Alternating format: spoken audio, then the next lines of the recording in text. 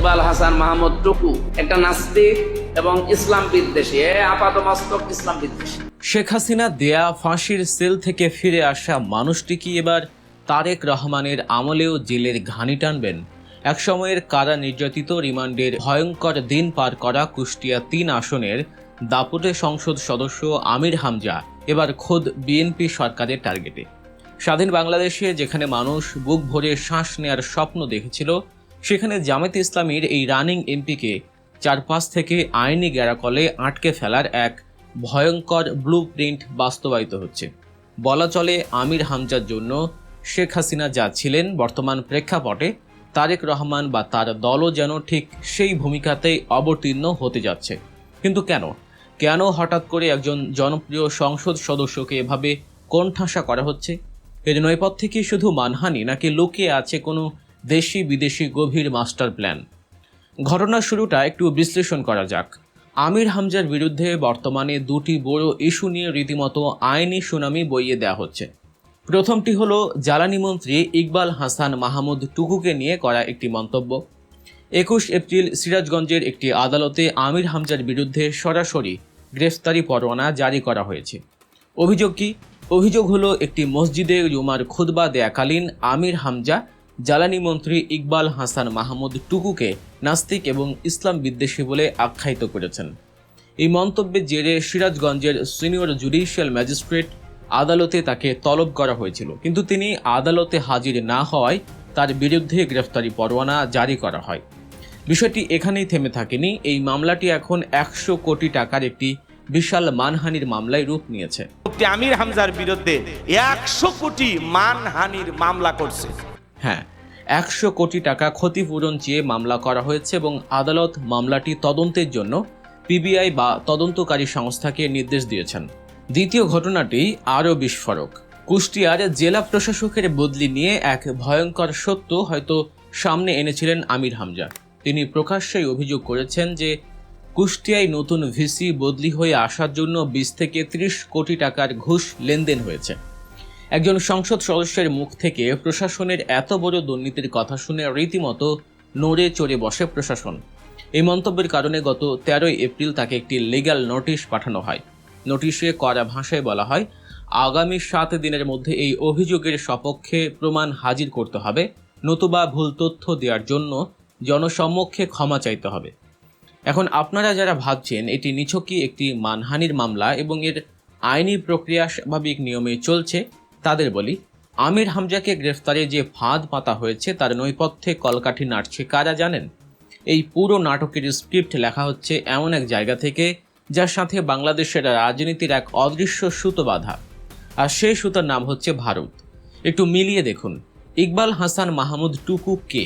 তিনি বিএনপির একজন প্রভাবশালী নেতা এবং বর্তমান জ্বালানি মন্ত্রী হলেও রাজনীতির অন্দরমহলে তার সবচেয়ে বড় পরিচয় হচ্ছে তিনি ভারতের একদম খাস লোক, বা সোজা বাংলায় দিল্লির পরীক্ষিত একজন লোক। মজার ব্যাপার হলো, আওয়ামী লীগের আমলেও এই ইকবাল হাসান মাহমুদ টুকুকে ভারত প্রোটেকশন দিয়ে রেখেছে। এমনকি তাকে ভারতের কোটায় মন্ত্রী পর্যন্ত বানানো হয়েছে বলে জোরালো গুঞ্জন রয়েছে। ভারতের সাথে বিদ্যুৎ খাত নিয়ে, বিশেষ করে আদানি গ্রুপের সাথে যেসব বিতর্কিত ও অসম চুক্তি হয়েছে, তার সাথেও এই প্রভাবশালীদের নাম জড়িয়ে আছে। তার মানে সমীকরণটা খুব পরিষ্কার। আপনি যদি ভারতের কোনো খাস লোক বা ভারতপন্থীর বিরুদ্ধে কথা বলেন, তাহলে আপনার কপালে শনি আছে। আমির হামজার অপরাধ হলো তিনি এমন একজনের বিরুদ্ধে মুখ খুলেছেন যাকে ভারত নিজেদের ছায়াতলে রাখে। এই যে রাজনৈতিক প্রতিহিংসা, এর একটা অদ্ভুত ডাবল স্ট্যান্ডার্ড বা দ্বৈতনীতি আছে বাংলাদেশে। আপনি যদি ইকবাল হাসান মাহমুদ টুকুর মতো ভারতপন্থী নেতার বিরুদ্ধে কোনো কথা বলেন, সাথে সাথে আপনার বিরুদ্ধে ১০০ কোটি টাকার মামলা হবে, গ্রেফতারি পরোয়ানা জারি হবে। কিন্তু আপনি যদি বিএনপি বা অন্য কোনো দলের চীনপন্থী নেতার বিরুদ্ধে কথা বলেন, ধরুন আপনি আলতাফ হোসেন চৌধুরী কিংবা লুৎফুজ্জামান বাবরের মতো নেতাদের বিরুদ্ধে কথা বলেন, কি হবে? কিচ্ছু হবে না। কেউ আপনার বিরুদ্ধে টু শব্দটিও করবে না, কোনো মামলাও হবে না। এমনকি প্রথম সারির পত্রিকাগুলো যারা পান থেকে চুন খসলেই লিড নিউজ করে, তারাও এসব নিয়ে কোনো বড় নিউজ করবে না। মানে ভারতের এজেন্ডা বাস্তবায়নকারীদের গায়ে আঁচল লাগলেই প্রশাসন অ্যাকশনে নেমে পড়ে। আমির হামজাকে গ্রেফতারের জন্য যে পরোয়ানা জারি করা হয়েছে, তার বিচারিক প্রক্রিয়া নিয়েও কিন্তু বিশাল প্রশ্নচিহ্ন রয়েছে। এখন প্রশ্ন হলো, একজন সংসদ সদস্যকে গ্রেফতার করতে হলে স্পিকারের অনুমতির প্রয়োজন হয়, অনেক আইনি জটিলতা থাকে, চাইলেই একজন এমপিকে রাস্তা থেকে ধরে জেলে পোরা যায় না। কিন্তু তবুও কেন এই তড়িঘড়ি? বিশিষ্ট আইনজীবী শিশির মনিরের একটি কথা এখানে খুব প্রাসঙ্গিক। তিনি বলেছেন, সকাল থেকে কোর্ট শুরু হয় আর একদিনেই 10 থেকে 12 জন সাক্ষীর সাক্ষ্য নেওয়া হয়ে যায়, কেউ আর পেরে ওঠে না। এই যে বিচার ব্যবস্থার অদ্ভুত রকেট গতি, এটা আমাদের কি মনে করিয়ে দিচ্ছে? ঠিক ধরেছেন, শেখ হাসিনার আমলের সেই ক্যাঙ্গারু কোর্টের কথা। হাসিনার আমলে যেভাবে বিরোধী মতকে দমন করে ফরমায়েশি রায় দেয়া হতো, প্রশাসনকে ব্যবহার করে কণ্ঠরোধ করা হতো, আজকের এই ঘটনাগুলো কি তারই প্রতিচ্ছবি নয়? এখন প্রশ্ন হলো, এই গ্রেফতারি পরোয়ানা নিয়ে আমির হামজা কি আদৌ ভীত? একটু পেছনের দিকে তাকালে এর উত্তর পাওয়া যাবে। আমির হামজা এমন একজন নেতা যিনি কার্যত ফাঁসির সেল থেকে ফিরে এসেছেন। শেখ হাসিনার আমলে তিনি রিমান্ডের পর রিমান্ড খেটেছেন, আয়নাঘরের মতো বিভীষিকাময় পরিস্থিতির মুখোমুখি হয়েছেন।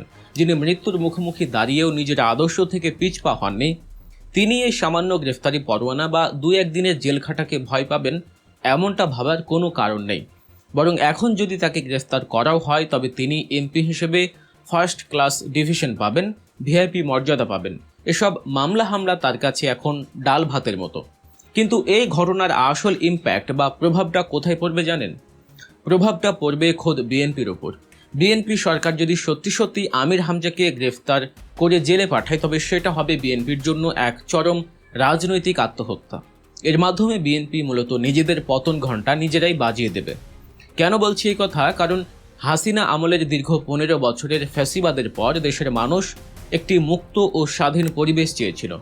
মানুষ চেয়েছিল মত প্রকাশের স্বাধীনতা। কিন্তু মাত্র কয়েকদিনের মাথায় যদি ফেসবুকে সমালোচনা করার কারণে সাধারণ অ্যাক্টিভিস্টদের গ্রেফতার করা হয়, আর সরকারের মন্ত্রীদের সমালোচনা করার কারণে একজন রানিং এমপির বিরুদ্ধে গ্রেফতারি পরোয়ানা জারি করা হয়, তবে সাধারণ মানুষ কি ভাববে? পুরো জাতি ইতিমধ্যে বুঝতে শুরু করেছে যে পুরনো বোতলে নতুন মদ দেয়া হয়েছে। ফ্যাসিবাদ তার রূপ পরিবর্তন করে আবার ফিরে এসেছে। বিএনপি যদি আমির হামজাকে জেলে ঢোকায়, তবে রাজনৈতিকভাবে জামায়াতে ইসলামীর জনপ্রিয়তা আরও কয়েকগুণ বেড়ে যাবে। মানুষ জামায়াতকে এবং আমির হামজাকে সিম্প্যাথি বা সহানুভূতির চোখে দেখবে। অন্যদিকে বিএনপি একটি নব্য ফ্যাসিস্ট দল হিসেবে মানুষের কাছে পরিচিত হবে। ভারতপন্থী নেতাদের রক্ষা করতে গিয়ে বিএনপি নিজেদের পায়ে যে কুড়াল মারছে, তার মাসুল তাদের অনেক বড়ভাবে দিতে হতে পারে। অবশ্য বিএনপির হাইকমান্ড যদি বুদ্ধিমান হয়, তবে তারা হয়তো শেষ মুহূর্তে পরিস্থিতির সামাল দেওয়ার চেষ্টা করবে। হয়তো আমির হামজাকে হাইকোর্ট থেকে জামিন নেওয়ার সুযোগ করে দেওয়া হবে এবং গ্রেফতার করা থেকে বিরত থাকা হবে। পুরো বিষয়টি নিয়ে আপনাদের কি মতামত? আমির হামজাকে টার্গেট করা কি সত্যি ভারতের কোনো গভীর চাল, নাকি বিএনপির রাজনৈতিক বোকামি? বিএনপি কি পারবে নিজেদের এই রাজনৈতিক ভুল শুধরে নিতে? আপনাদের মূল্যবান মতামত অবশ্যই কমেন্ট করে জানাবেন। রাজনীতির পেছনের এমন সব চাঞ্চল্যকর এবং বিশ্লেষণধর্মী খবর পেতে এখনই গল্প নিউজ চ্যানেলটি সাবস্ক্রাইব করুন এবং আমাদের সাথেই থাকুন। আল্লাহ হাফেজ।